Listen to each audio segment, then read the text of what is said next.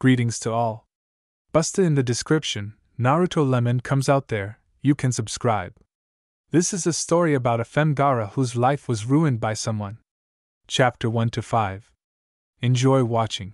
Chapter 1 Sabaka no Gaara, nice to meet you. I screamed. I cried. It hurted me. It seems I just killed my uncle. He betrayed me.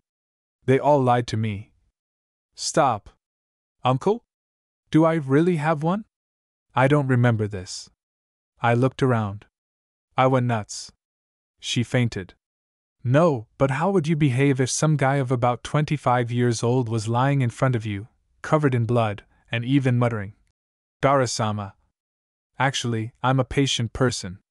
The Institute prepares for a lot, but even this was not enough to calmly react to a huge sand raccoon, monotonously howling. Kill. A scary little animal. He reminds me of someone, but I can't remember exactly. Because all thoughts, croaking in unison, left my head as soon as it looked in my direction. I didn't even know that such a thirst for blood could exist. Damn crazy. And the eyes deserve special attention. With 5 pupils, creepy, promising to kill you in 1,000 different ways. I also found Shikaku. Fuck. Yes, swearing is bad. Yes, I couldn't resist. But it really was Shikaku, with his own tail. My legs, no matter how trivial it may sound, gave way and I fell to my knees. Nightmare, in front of me is a living Ichibi. I thought I wouldn't live long. I see, you know who I am, pathetic little human. And the demon burst into laughter. It was scary. Very much. This laughter seemed to make the air itself tremble. And Shikaku clearly didn't skimp on ki. Suddenly the laughter stopped, and One Tail stared at me intently. Those eyes seemed to look straight into the soul. Nasty feeling. I was hit by the hot breath of the raccoon. I see you don't want to kill today. I shuddered. But we will meet again. I need more blood. And Shikaku burst into a fit of insane laughter, and I was pulled somewhere upward. I'd opened my eyes, blinked, and made sure that there were no more bijou in sight. Well, glory to Kami! Now you can think why I have such dreams. Groaning and cursing, she nevertheless climbed out of bed and stomped into the bathroom. Well, that's what I thought. As a result, the bathroom was never found, but a closet, a balcony, and an exit to the corridor were discovered, which was mistakenly taken for a window. I sat down on the bed again, trying to understand how I actually ended up here. And here was a rather empty Japanese-style room. I don't remember any friends or even Japanese acquaintances. She blew away a red strand that was getting into her eyes. Red? I didn't seem to wear makeup. I hope. Struggling intensely with a bad feeling, she looked at her hands. Small, thin, with white skin. With the last of her strength, fighting hysteria and losing to it on all fronts, she jumped up, intending to find a mirror. ********. There were no more words left when I looked at the new me. Quite a characteristic appearance. Red hair, turquoise eyes, light, almost white skin, circles under the eyes, kanji tattoo, love, and add to all this one sand raccoon. Well, I'm Sabaka no Gaara. Congratulate me. But why is he, that is, me, a girl? I sat on the floor and methodically beat against the sandy protection that prevented my long-suffering little head from meeting the wall. It's a pity. So what do we have? I am a Jinchuriki. Everyone in the village hates me, my brother and sister are afraid, and for many years my father has been trying unsuccessfully to kill me. Oh yes. Just a couple of hours ago I finally killed my own idiot uncle. Just get hurt. I groaned and began to remember the canon. Fortunately, I watched Naruto more than once. And it doesn't help me at all. What does it matter to me if I know how Naruto's mission will go in about 5 or 6 years? That's how this will help me, huh? I know little about Gaara, and even more so about Gaara the girl I have become. Nope. Well, okay, that's not how we got out of this. Before Chunin Shuriken, Gaara didn't have a single scratch at all. So there's nothing to worry about. Nothing to talk about. And how am I supposed to beat Rock Lee? I can't do anything at all. And this one, damn it, has the power of youth coming from one place. Okay though. The exam is about 5 or 6 years away. I'll think of something. And I'll also figure out how not to fight with the Uchiha. So, what's next? The epic battle with Naruto is cancelled. I seem to be sane. I don't need to straighten my brains. But I will have to straighten Shikaka's brains. Another problem for my gray head. By the way, about the gray head. I won't fight Kimimaro. Why the hell do I need this? Let Sasuke fall on all 4 sides, Kage Bunshin will help him. How does this matter to me? Then Gaara became the Kazekage, but in what way it was not particularly mentioned. It's a pity. Somehow there wasn't enough about him in the canon. As they say, knowledge is power, and in this crazy world, chakra. Or Biju. And since we started talking about Biju, Akatsuki? Well, Chio will revive me anyway. Maybe it's selfish, but I'm such a bastard, yes. Exo, I'm already mowing under Deidara. Then again there are just blank spaces. No, has Gaara been pretending to be a rag all this time? Let's move on. Gakage Kaden. Set the Tsuchika's mind straight, well, let's say. And that's not how they set it up. And also to prevent the ritual fire of Amaterasu on the Raikage's carcass. Oh, I feel what gratitude awaits me for this. I wonder if absolute protection from overly emotional Raikage saves me? Then we have a war. Wow, what should I do with her? I must defeat the Nidame Mizukage, straighten the brains of my resurrected dad using the ancient folk method of beating, while at the same time sealing exactly half of some Tsuchikage. And how the fuck can I do this? And then, with a clear conscience, you can try to drive Uchiha Madara back into the coffin, and nail this coffin with all the Biju, and hang Rakuto like a castle, so that he certainly won't get out. Exo, I was also worried about some Rock Lee. She would die from grief, but absolute protection protects her from temporary cloudings of reason. Lovely. Simply lovely. She went to the mirror again and began to critically examine herself. Now I always walk like this. It's time to get used to it. The first thing that catches your eye is her shoulder-length bright red hair. My poor hairs, what have they been through? Because I experimented without sparing my already sick psyche and my own reflection.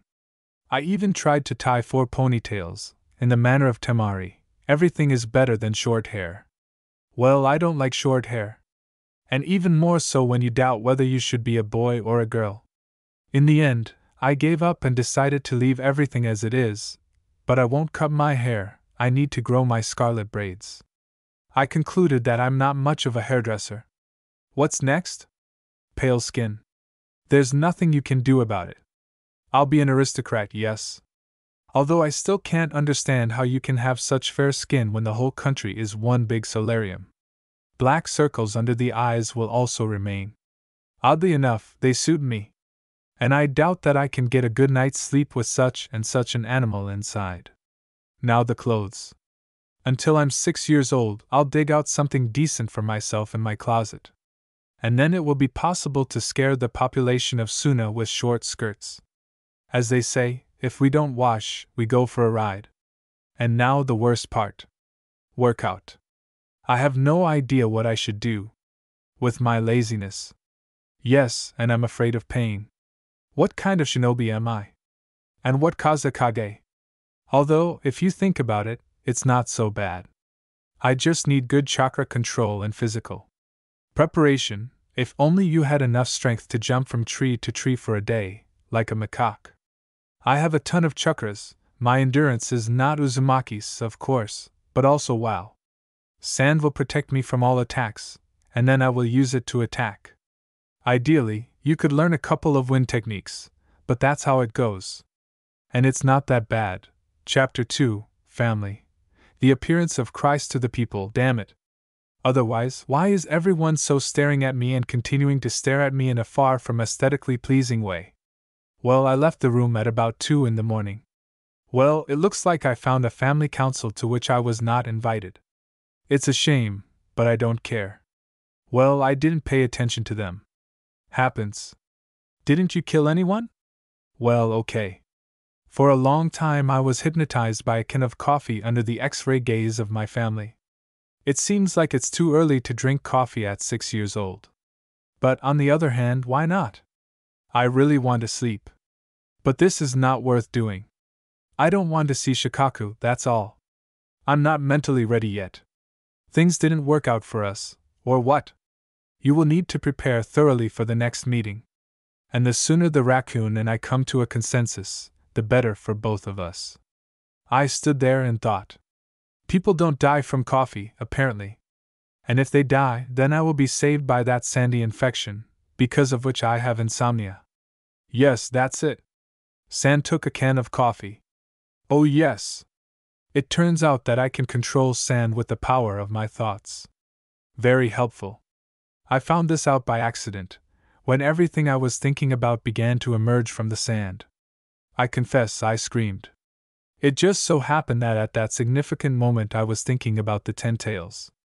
True, a couple of seconds after his appearance, the sandy jubi was attacked and destroyed by a pillow.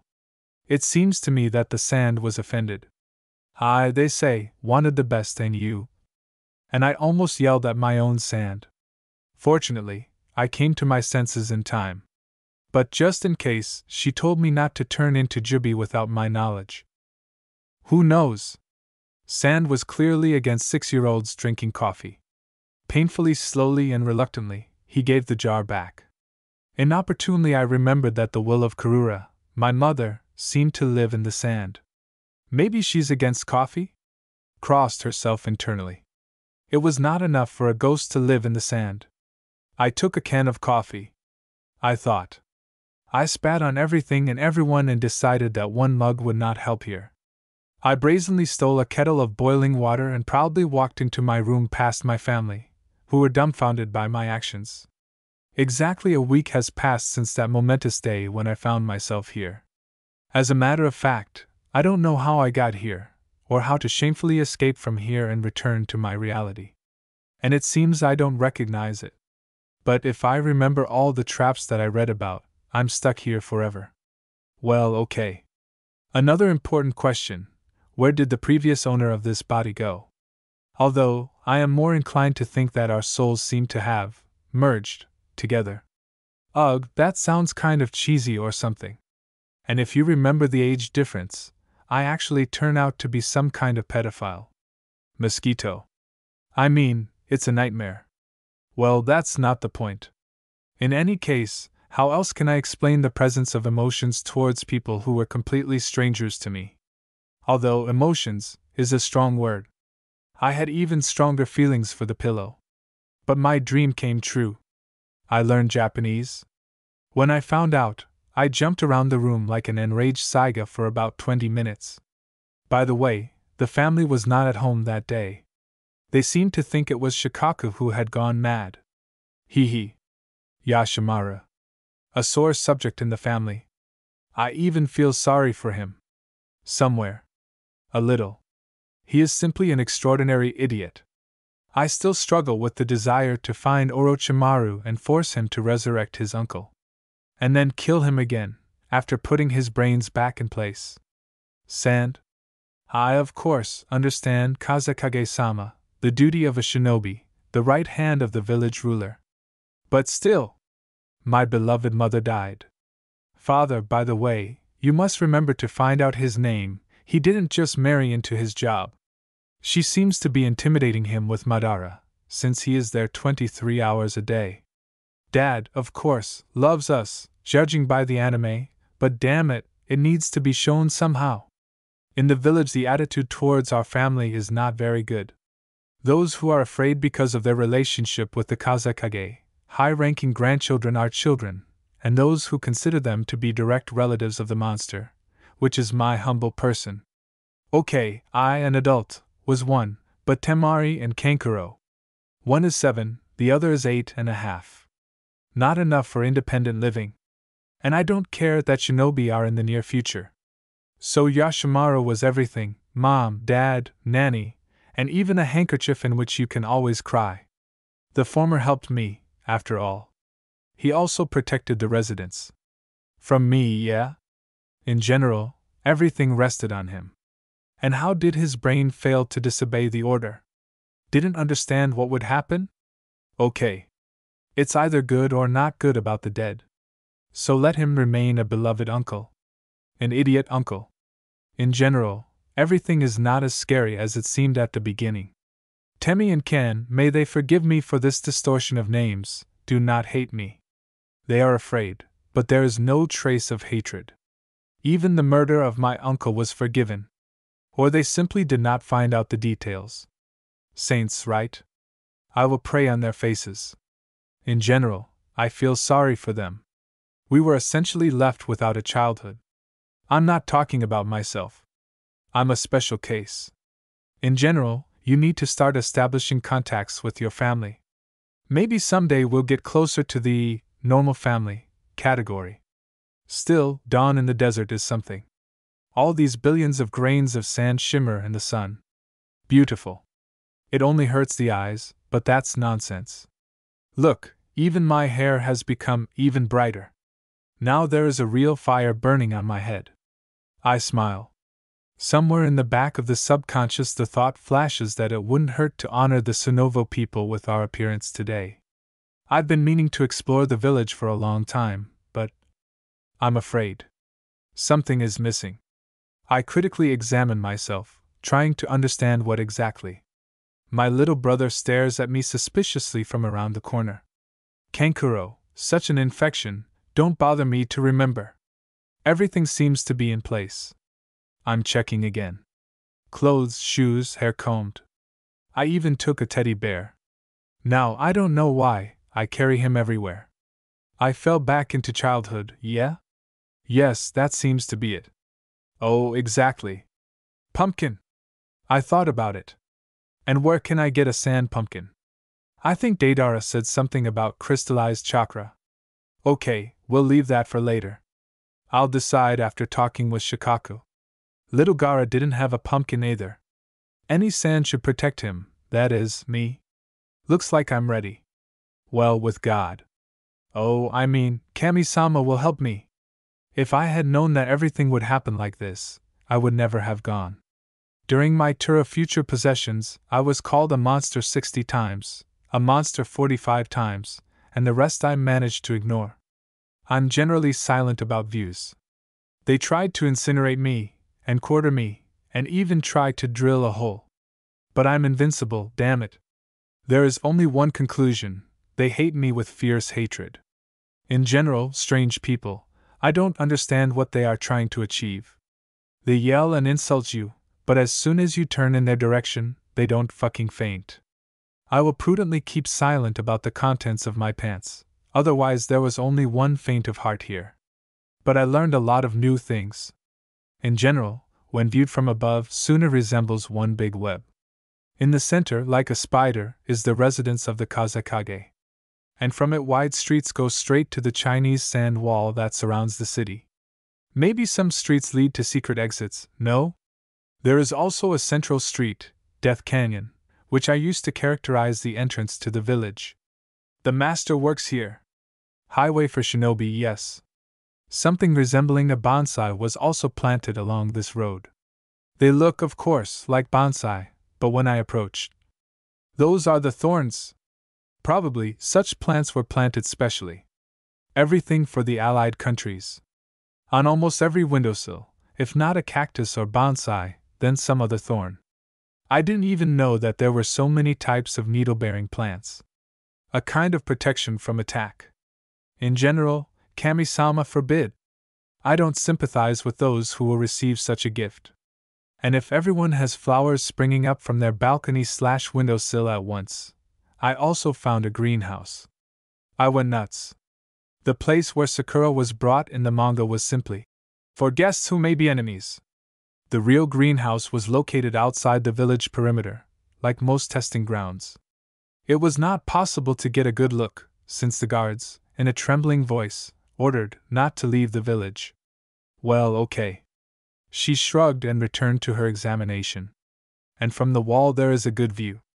This greenhouse had the shape of a hemisphere and was located about 100 meters below the sand level. As far as I can tell, in the event of any threat or unplanned guests, something like a roof extends, and then, due to the desert winds, this structure is covered with sand in a matter of seconds. And find, even though the sizes of all this vary between very large and huge.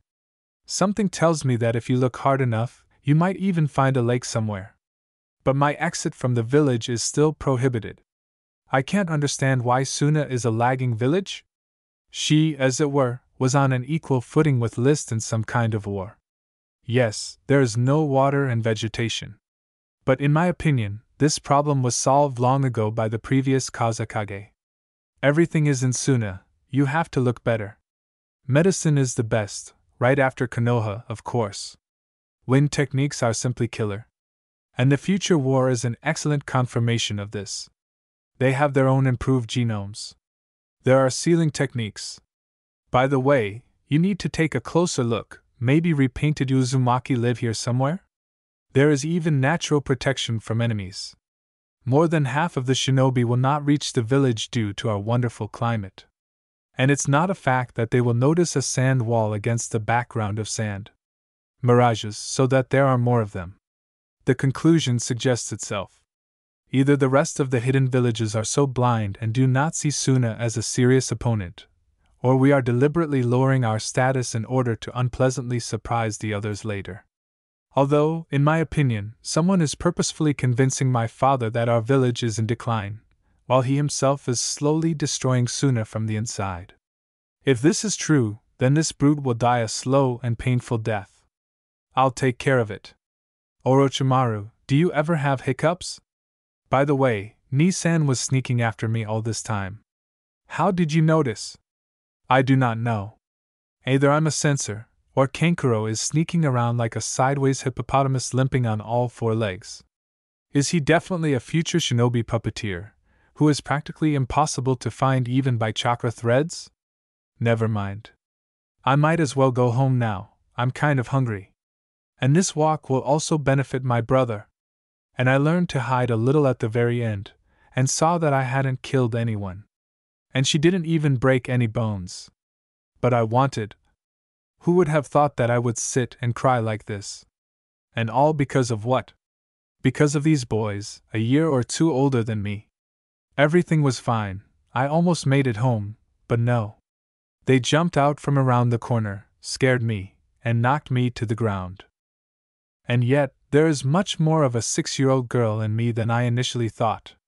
In my mind, I understand that you can't be offended by them and all that, but damn it. I sit with my arms wrapped around myself, thereby trying to become even smaller, and I roar. Excitedly, hysterically. Even realizing that I have nothing to fear. She hugged herself tightly and bit her lip. Exo. Demon. Monster. People like you have no place in our village.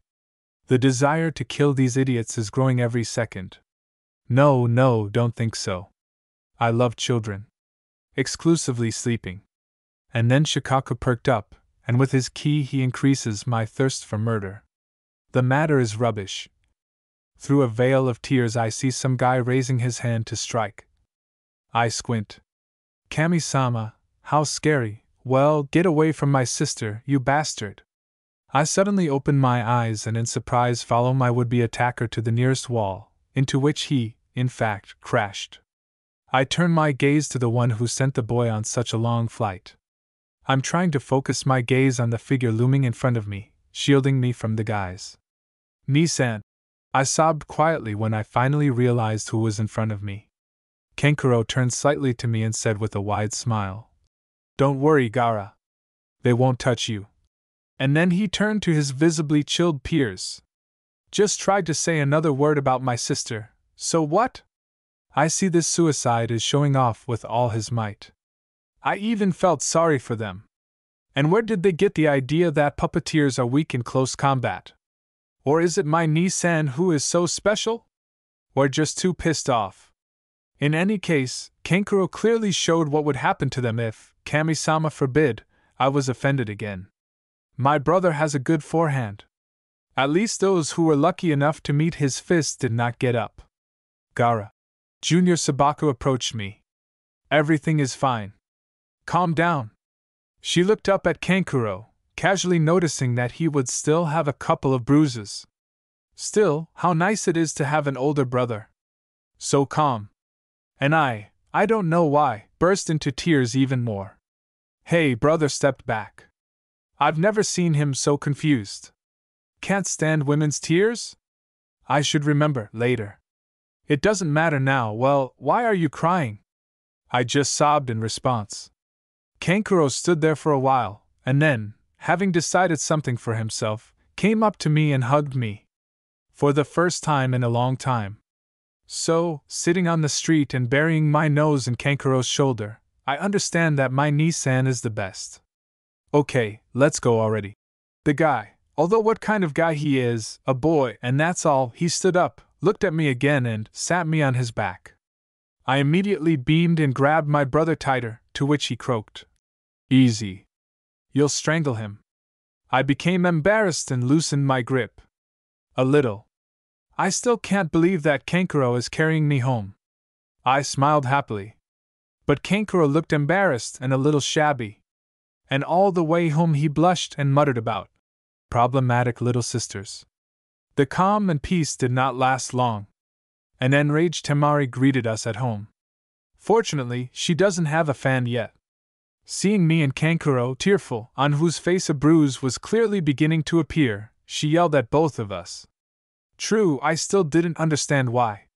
Then she quickly ran to the kitchen and returned with ice, which she stuck to her brother's bruise with all her might. At this, Kankuro groaned offendedly and frowned. I looked with a smile at the still sulking Kankuro, screaming, but periodically interrupted by Temari to calm me down, and suddenly I clearly realized that they were my family. And I won't let anyone harm them. Never. Shikaka snorted. Boring. But it will be fun soon. Chapter 3, Sensei.is he kidding? I irritably glared at Baki-sensei, who had just said with a smile that Kazekage-sama was busy at work and today we wouldn't see our beloved daddy. Oh well. Bucky's self-confidence noticeably decreased under my gaze, but he didn't show it. It's immediately obvious that he's an experienced shinobi. And it's a shame for a little 6-year-old girl to be scared, as almost all of Suna does. Oh yes. I forgot to say. Now this not very young and still healthy man is our sensei. And also a nanny bodyguard, advisor and who knows who. They quickly found a replacement for Yashimaru. He was also too active and idle. Maybe it's contagious? In general, I respect Bucky. A strong shinobi, a good person and advisor to the Kazekage. Although, the latter can be a minus. Almost voluntarily agreed to teach us, the overly active children of the current ruler and such a creepy me. He can also argue and yell. Sometimes. Once. Then I quickly explained that raising my voice just because they painted half of his face, which he now covers with a cloth, is not pedagogical. He understood. And he admitted his mistake. And now this wise and courageous man is trying to teach us the art of shinobi. True, it's still in theory. We are too small for practice. But what methods he has! I was completely blown away. Everything started more or less normally. Bucky, in the voice of an average sleepy fly, tried to read us the basics. Yes. I tried. The first one got bored with Kankuro, and spent the rest of the time trying to escape unnoticed. It didn't work out. I must admit, the sensei's reaction was good. And speed. And slaps on the head. Then Temari couldn't stand it, and finally, my patience ran out. Bucky pretended not to notice our hateful glances. But in vain. The plan for revenge was already ready. First, Nasan, as if by accident, waved her fan, an ordinary one, she doesn't have that creepy metal thing yet. Naturally, all the pieces of paper with notes, from which the sensei actually read, scattered around the room. Temari, making a very embarrassed and annoyed face, chirped sweetly. Oh, sorry, sensei. Outraged, and clearly not believing in Temi's pure intentions, the Jonin wanted to approach us, but that was not the case. Kankuro managed to wrap something resembling an unsuccessful parody of a chakra thread around his sensei's leg. And then everything went wrong. Bucky, who had stumbled, slipped on my sand, which was lying peacefully on the floor and not touching anyone. As a result, the man did not gracefully fall on his butt. The shelf for souvenirs trembled a little and… boom! We watched in amazement as the cactus flew and landed right on our sensei's head. I passed out, concluded Ken, when we, surrounding Bucky, tried to understand what kind of infection had put the cactus on this particular shelf. It seems that the father… I tried to understand what happened before. Jonin was first hit by a pot of soil, and he passed out and, fortunately for him, did not feel the landing of the prickly part of the flower, or, nevertheless, he first fully appreciated all the needles of our plant, and then received a well-deserved oblivion. I hope they don't kill us for this. To our surprise, Bucky appeared in the evening, with a bandaged head. And he didn't even burn with a thirst for revenge. But his sadistic smile made you swallow nervously.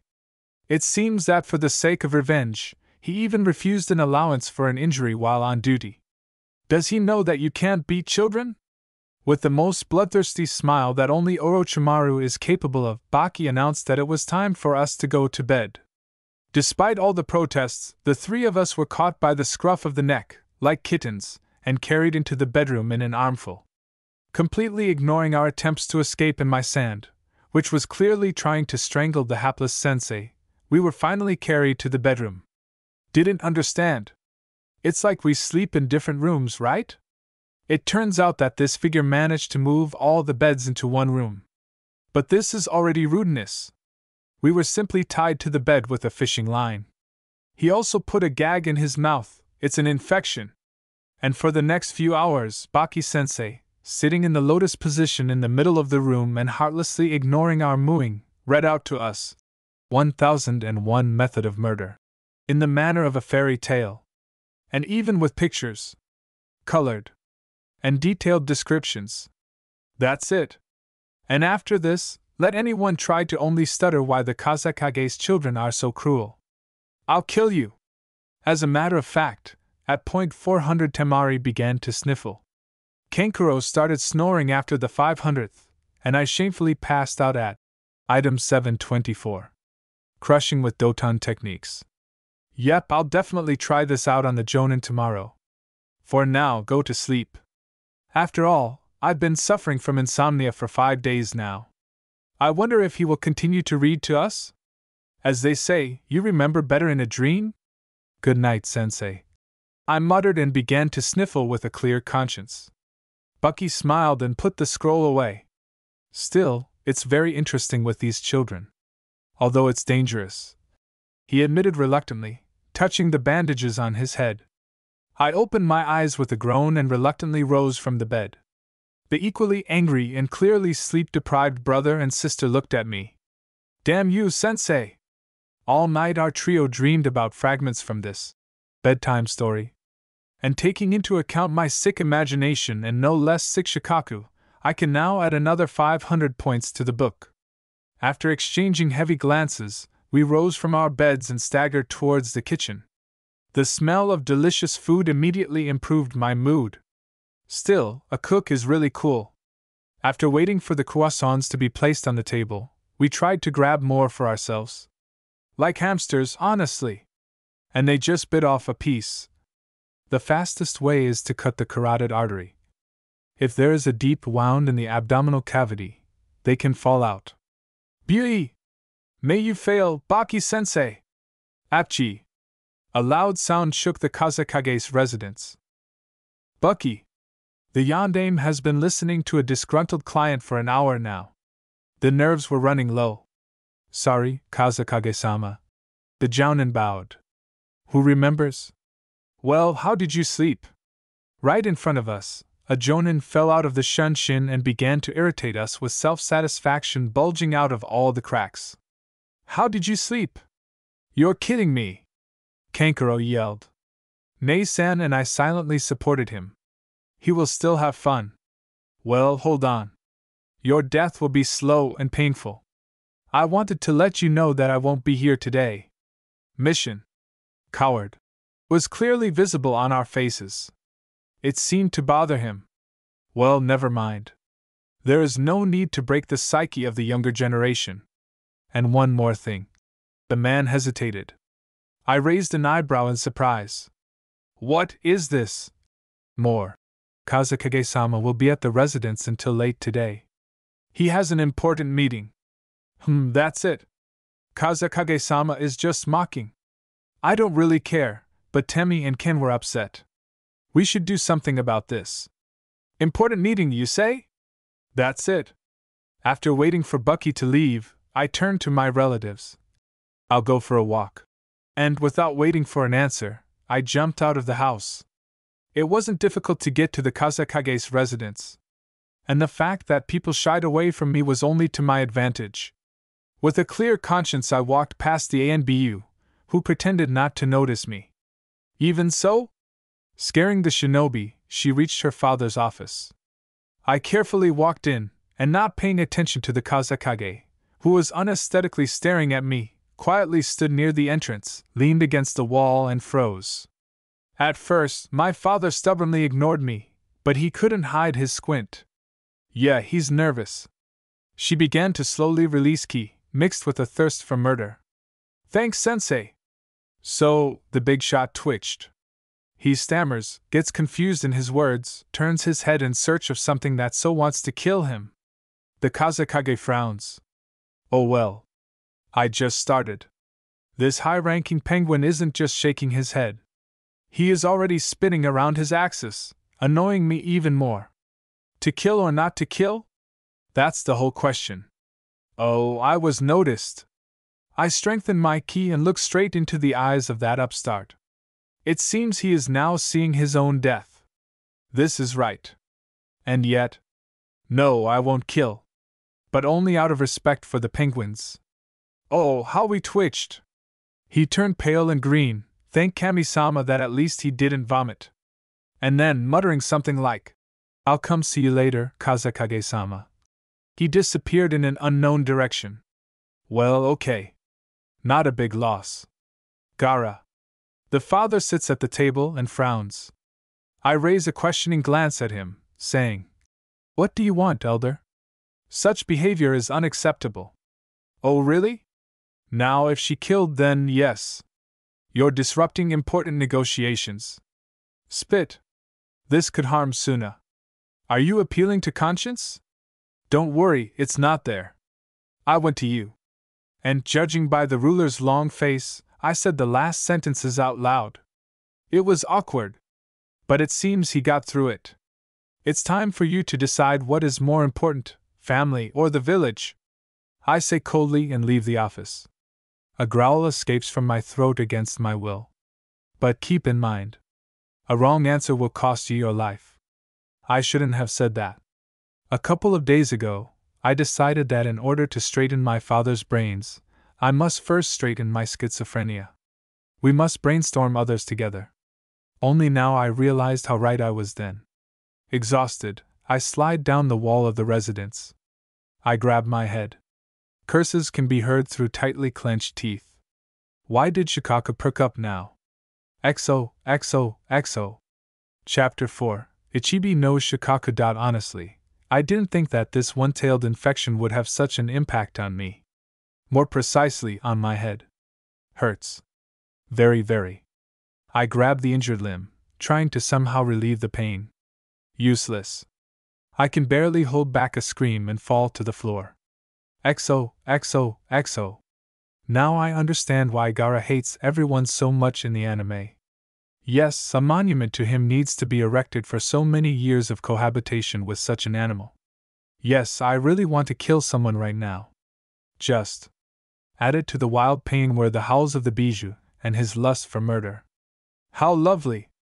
Okay. I cannot ignore such an unobtrusive invitation. Let's talk if you want. Although I'm not ready yet. I'm standing in the middle of the desert, trying to catch my breath. Nothing hurts, and thank you for that. I thoughtfully look at the night sky, trying to understand where Shikaku himself is. Desert is desert. Only there are no mirages. Bye. All I can do is wander around and look for a local resident. Not a small animal. I'll find it somehow. In the meantime, we can think about our conversation. Although, nothing comes to mind. You'll have to improvise. Okay. You can't kill me here, I hope? Nah. I overestimated myself. Still, when they need it, Bijou can be truly scary.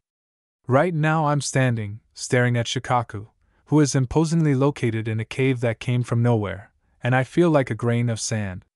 Yeah, so small. And useless. And this Tanuki looks at me with superiority. Smug, he's a pest. And cunning, kill. Kill them all. A mad roar shook the cave, madness flashed in the demon's eyes. What? Fuck it, it won't work. Now the main thing is to open your mouth. And so that the voice does not tremble. Yes. Only the horror of everything that is happening has not gone away. Exo. You want to kill them. Give me blood. Okay, there's nothing to be afraid of. Naruto, over there, yelled at the nine tails and made other claims to him. And here is one-tailed. Just one-tailed. Ugh. Although, my seal is clearly weaker, a pair of interested eyes stared at me. A chill ran down my spine. We need to concentrate. You said A, say B too. Although it was actually I. I know that you are sane. And you understand everything. Yes. Unfortunately, I don't believe in your mental disorder. The manga gave you away completely. Ha ha ha. And what will you do next? If only I knew it myself. I propose to cooperate. The main thing is to believe in this nonsense that I am talking about. This is the best option for both of us. The best option is to take over your body. I can see it in the face he's not joking. I'm stuck. Although, in some ways he is right. Then they'll just seal you away again. Well, if that's all, I'm leaving. Stand? Yeah, that means it's easy to piss him off. And, in principle, it is possible to fool. It's better not to think about the consequences. What are you not saying? XO. I'm feverishly trying to understand how revealing the truth to one raccoon will come back to haunt me later. And this one looks at me intently, with mockery. Towers over me, no, not a rock, a mountain or something. Shikaku's dimensions are not small. He knows how to exert moral pressure. And I also clearly understand that it will kill. If he wants, he will kill. Okay, it was not. Well, I'm from another. And the tanuki burst into loud barking laughter. The pressure on my nerves immediately disappeared and I was able to breathe easy. But why didn't he listen? Yes, I already know everything, stupid little man. Didn't understand. Was I being tested? This sand infection. The laughter stopped abruptly and Ichibi stared at me. I'll give you a chance. But keep in mind, I won't rush into hugs with my tail outstretched. I nod. I don't need it. A Biju must remain a Biju. At least in theory. And further. I'm not going to lose to that idiot Kurama. I smile knowingly. I don't want to be weaker than Naruto either. At least before the war. No one there can reach his level. Shall we rub their nose in the morning? I suggest, extending my fist forward. In the morning? My little animal agrees, carefully stretching out its paw. Carefully. And slowly. Otherwise it might just get crushed. By accident, of course. I smile, feeling Ichibi's chakra flowing through my body. That's much better. Now get out of here. This raccoon with a frequently changing mood kicked me. A smug pest. Biju and Jinchuriki are similar in character. I don't remember where I heard this. But this seems to be true. I woke up in my father's office. He didn't seem to notice my awakening and continued to run circles around the room. She closed her eyes. This flickering is really annoying. And the Kazakage also looks strange. Ready for battle, or what? Exactly. It's finally arrived. I, Shikaku's Jinchuriki, am unconscious. What if the raccoon gets loose? I stretch and yawn demonstratively, thereby attracting the attention of the red-haired village ruler. He stared at me like I was a wonder of the world. Well, yes. In fact, I was sleeping. And I woke up. And the one-tail is in place. Let us thank Kami-sama for this. Gaara? Is it testing my sanity, or what? It's difficult. I haven't decided yet whether I'm sane or not. Adequate, that's already a fact. And suddenly fatigue came over me. Still, communicating with Biju is harmful to health. Mental. Oh, for some reason I wanted to be a child. Oh, well, yes. I am a child. Sexennial. I make a pitiful, pitiful face, so that it will surely penetrate him, and quietly ask, "Tusan, let's go home." He looks at me, thinking, "That is okay. You will still remember your family." Impudence! He walked past me and looked into the corridor. "I won't be here today, oops. Is there still humanity left? Go home." Shinobi, although not, my father still comes up to me, takes me in his arms, and Shunshin moves home. Yes, our family's mansions are impressive. Although still not a palace. And I'm not a princess. More like a monster. Before the last grains of sand touched the floor, Temari and Kankuro flew at us. While the three of us were hanging on the Kazekage, methodically trying to bring down the shinobi, I casually noted that little by little, we were becoming like a family. In the meantime, there are more important things to do. It seems that the father has not yet realized how badly he got into trouble, being left alone with 3 small children. Yes, our revenge will be terrible. Well, what can I say? Bukandakali father. As it turned out, the Kazekage is easier to deal with an entire village of killers than with his own children. Hee hee. But in this state, Kazekage-sama simply will not be allowed into her workplace. They will not believe in its effectiveness and efficiency. And yet, damn it! It's unclear how long I haven't slept. Those couple of hours while I dreamed about the continuation of Baki-sensei's fairy tale don't count. The rest are already asleep. Father over there fell asleep in a sitting position. And Temi and can settle down next to him. But I can't sleep. Shikaku, you see, decided that a couple of hours of sleep would harm me. And he snores brazenly. Ugh, how can I not go deaf yet? I understand everything. Ichibi is a willful little animal, impudent and strong, but this is not a reason to drive me crazy. I'll strangle him with my own tail. True, I haven't figured out how yet. Should I go and see him out of grief? Now I'm standing in front of Shikaku and I understand that I've already gone crazy for a long time, having forgotten to say goodbye. How else can I explain that the raccoon seems so cute to me? And in general, he is a sweetheart. And what a tail. Did you survive? Shikaku snores. That is okay.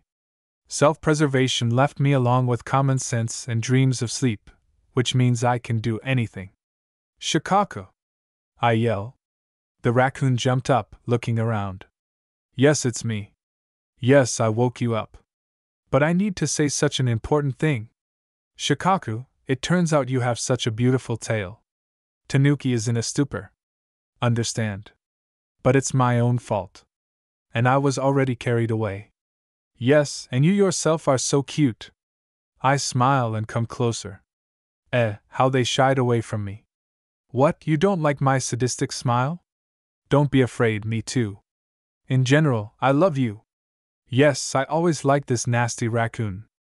But I don't seem to like him. It's a pity. Can I scratch you behind your ear? Understanding flashed in his eyes, filled with sacred horror. No! He shouted somehow hysterically. I got him, it seems. Anyway. He started it first. Yes, we deserve each other. What about petting? I also know how to get on my nerves. Yes, and it's fun. It is forbidden. What do you want? To sleep? I honestly admitted. And pet it. Well, he's really cute. It's an overgrown toy. Looks like I overdid it. With a loud howl, I was thrown out of my subconscious. But the eyes began to stick together, and the consciousness slowly floated away. Beauty! But I'm afraid Shikaku won't forgive me for this whole circus. But that's later. And Kankuro made an excellent pillow. Chapter 5, Everyday Life. I wanted to kill him. I imagined how grains of sand, obeying my will, were tearing it into tiny pieces. It compresses, turning it into a homogeneous mass. There was a tense atmosphere in the kitchen. My lust for murder periodically made Temari and Kankuro flinch, and my father interrupted breakfast and quietly prepared to calm me down. And I just wanted to kill him. I never thought I could hate someone so much. He must disappear. Exo. Sorry. But I, as it seemed to me before, was a completely sane person, and for 10 minutes now I've been coming up with 1,000 options for murder. Kettle. An ordinary kitchen kettle. May Rikudo fall on your head, Shikaku. This whole circus is because of you. And this infection just laughs brazenly and explains that this piece of kitchen utensil reminded him of the vessel in which it was sealed. I'm afraid that at this rate there will soon be no teapots left in Suna. Yes, and pottery too. Having used the sandy coffin on the teapot with undisguised triumph, I smiled sweetly at my slightly fuzzy relatives and returned to eating.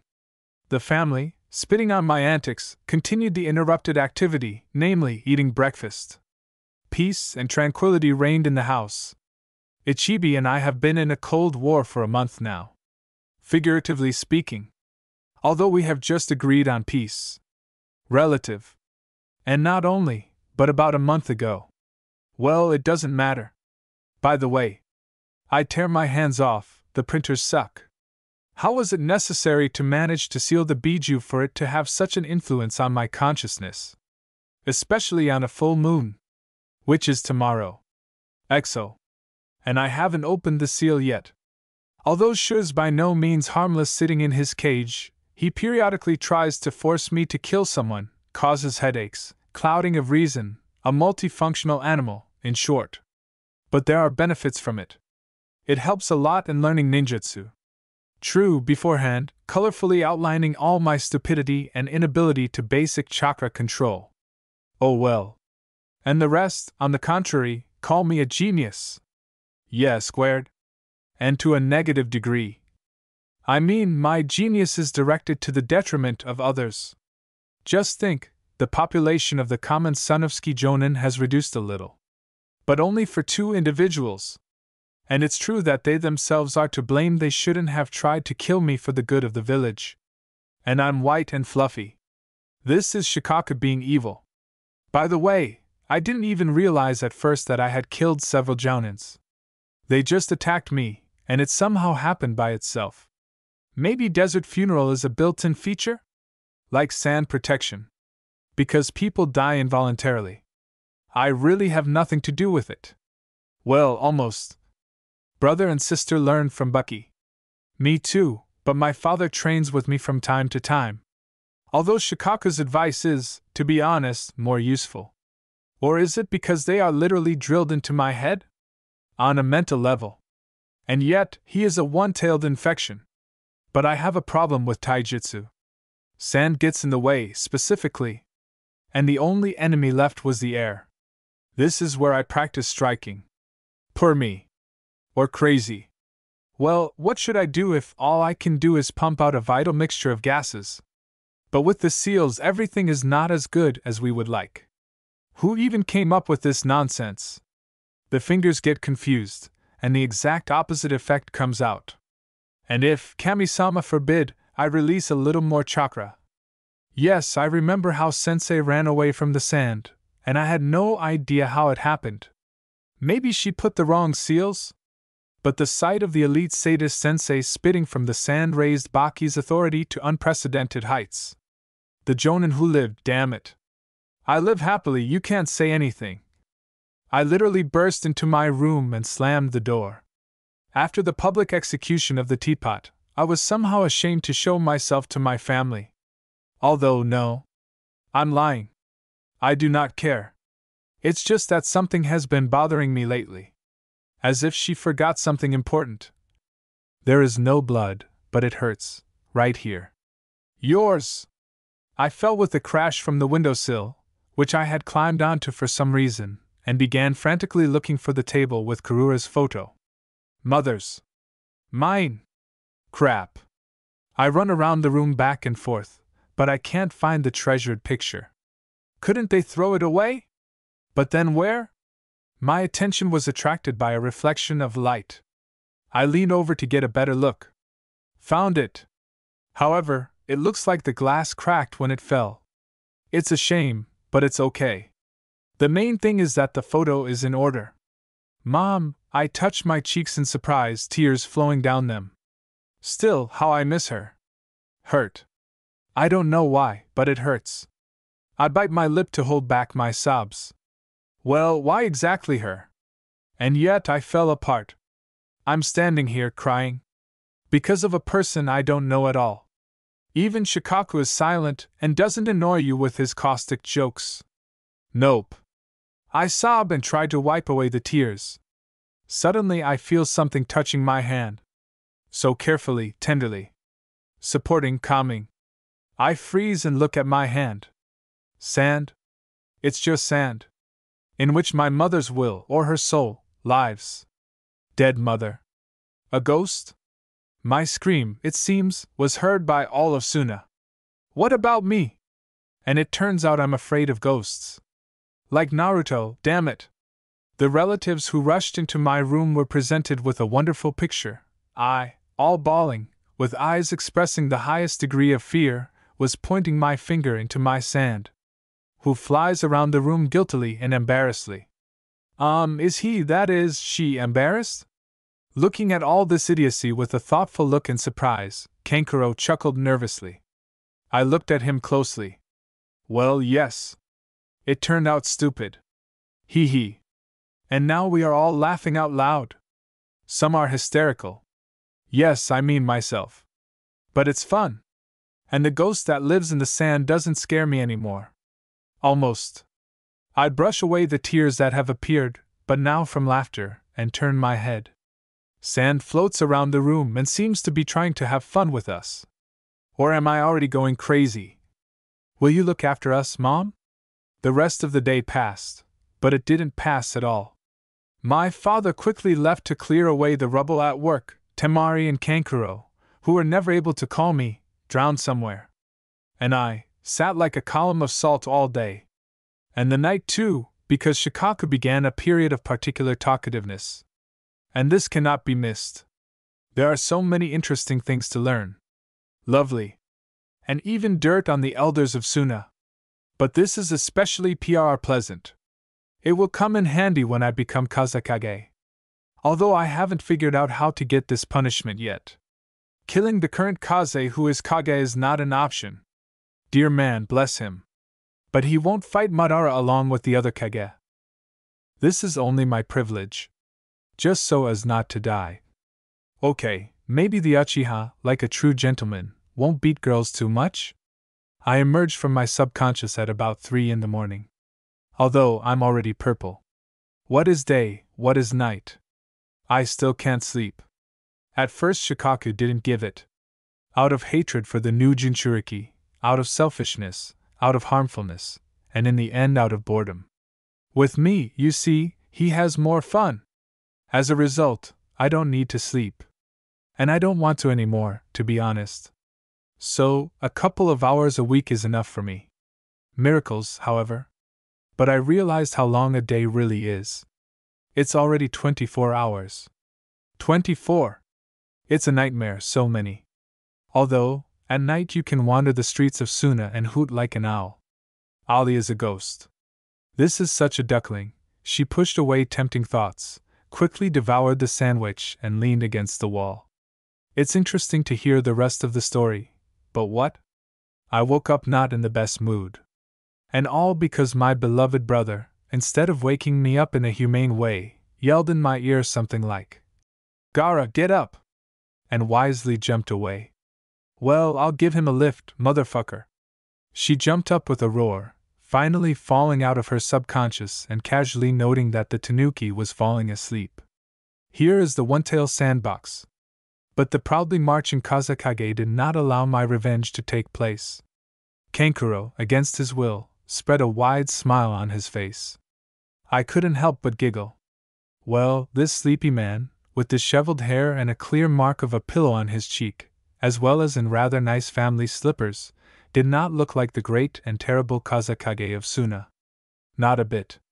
Having correctly assessed the views of Ni-san and me, my father calmly walked into the kitchen. This is the greatness of the village ruler. Inspires respect even in slippers with pom-poms. Buhajie. I slowly trudged to the kitchen, where, as usual, there should have been breakfast, prepared by a caring cook. Normal morning. Almost. I ran into the kitchen, from which I could hear Temi's laughter. It's strange, the main laugher is usually Kankuro, Nei-san is quite unperturbed. Until a certain point. But when I saw the reason for the laughter, everything fell into place. Bucky, as always in his jounin vest, was now rushing around the kitchen, trying not to completely burn his breakfast. He wore a cute chef's hat, and a colorful apron with a small shuriken that belonged to our cook. She's a wonderful woman, by the way. Well, more precisely, already a grandmother. The same age as the well-known Chiyoba-sama. She agreed to work for us solely because she loves children very much. Very, very true. Well, she has nothing to lose. The age is already at which it is time to prepare for a date with death. Frowning like a hamster, Baki explained that Tajino-san was sick. But there was no second such suicide in Suna. So he, the poor thing, has to. The father was so moved that he went to help. I will remember this circus for the rest of my life. As a result, unable to bear the mockery of the last products, Temari and I forcibly seated these great chefs at the table, and I even very clearly asked that they not approach the stove again. The sand argument worked. Apparently, Karura also cannot tolerate such food spoilage. Having quickly prepared a completely edible breakfast, Temari and I proudly sat down at the table, looking with superiority at some of the strongest ninjas of the village, who stubbornly tried to keep a straight face. But gradually their reddening cheeks gave them away. Here, let you be ashamed. 2 big guys and 2 girls preparing the food. Hee hee. You don't think we just cooked it like that? The sister began ominously. Therefore, I continued in a sepulchral voice, you both will train us today. Father opened his mouth indignantly. Bucky began to glare at us with a thoughtful gaze, and Temi and I's sinister aura only began to increase. Kankuro, quickly assessing the gradually heating up situation at the table, smiled broadly and exclaimed, Itadakimasu!